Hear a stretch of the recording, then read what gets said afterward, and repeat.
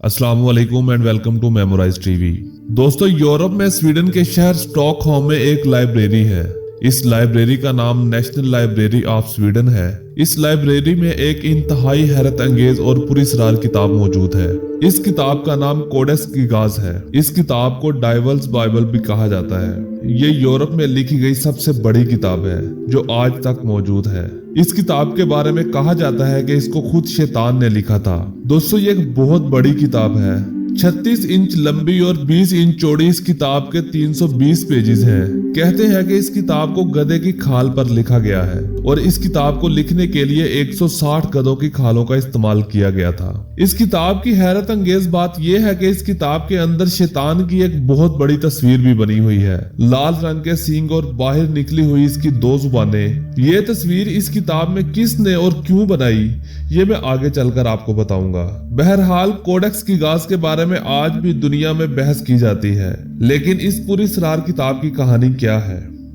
दोस्तों, ये कहानी 13वीं सेंचुरी में शुरू होती है। कहते हैं कि 1929 में यूरोप में आज जिस जगह चेक रिपब्लिक है, इस जगह एक मोंक रहा करता था। इस मोंक का नाम हरमिंदर लेक्स था।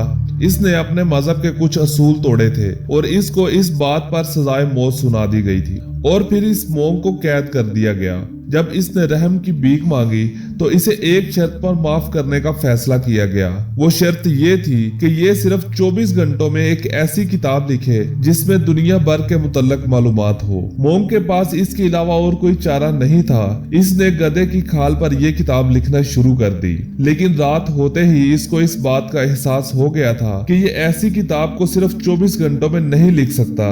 इसलिए इसने फैसला किया कि ये इस किताब को मुकम्मल करने के लिए शैतान की मदद लेगा। यानी इसने अपनी रूह को शैतान को बेचने का फैसला कर लिया था। वैसे ये काम आज बहुत सारे सेलिब्रिटीज भी बड़ा ओपनली करते हैं। खैर, कहानी इस तरह है कि इस किताब को लिखने में इस रात शैतान ने खुद इस मोंक की मदद की और दरअसल इतनी बड़ी किताब को शैतान ने खुद लिखा। इस किताब में जादू, तारीख, मुख्तलिफ बीमारियों का इलाज और इस जैसी कई बातें लिखी हुई हैं। और फिर जब ये किताब मुकम्मल हो गई तो इस मोंक ने शैतान का शुक्रिया अदा करने के लिए खुद इस किताब के एक सफे पर शैतान की एक बहुत बड़ी तस्वीर बना दी। इसके बाद इस मोंक की जान तो बच गई, लेकिन ये किताब दुनिया में मशहूर होना शुरू हो गई।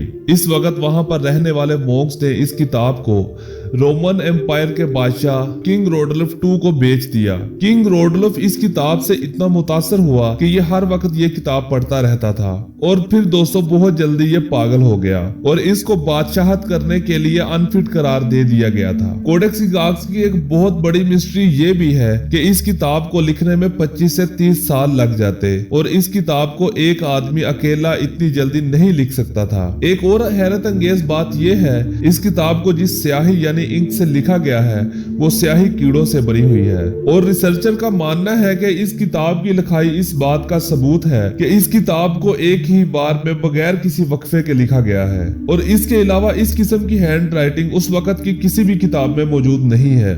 और यही वो सारी बातें हैं जो इस चीज की निशानदेही करती हैं कि इस किताब को दरअसल शैतान ने खुद लिखा था, जिसकी तस्वीर भी इस किताब में बनी हुई है। खैर, इस किताब की हकीकत जो भी है, 1948 में स्वीडन की आर्मी ने चेक रिपब्लिक पर हमला कर दिया था और चेक रिपब्लिक के शहर प्राग को लूटना शुरू कर दिया।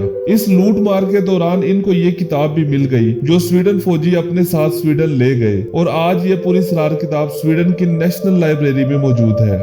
इसके बारे में बहुत सारे लोग रिसर्च कर चुके हैं और अभी भी कर रहे हैं। और दोस्तों, अगर आपको कोडेक्स गिगास के बारे में ये वीडियो पसंद आई हो तो इस वीडियो को लाइक जरूर कीजिएगा और इस तरह के इन्फॉर्मेटिव वीडियो हासिल करने के लिए मेरे इस चैनल को सब्सक्राइब कर लें और साथ में बने बेल आइकन पर क्लिक कीजिएगा ताकि हर आने वाली वीडियो का नोटिफिकेशन आप लोगों को मिल सके। मुलाकात होगी किसी अगली इन्फॉर्मेटिव वीडियो के साथ, तब तक के लिए अल्लाह हाफिज।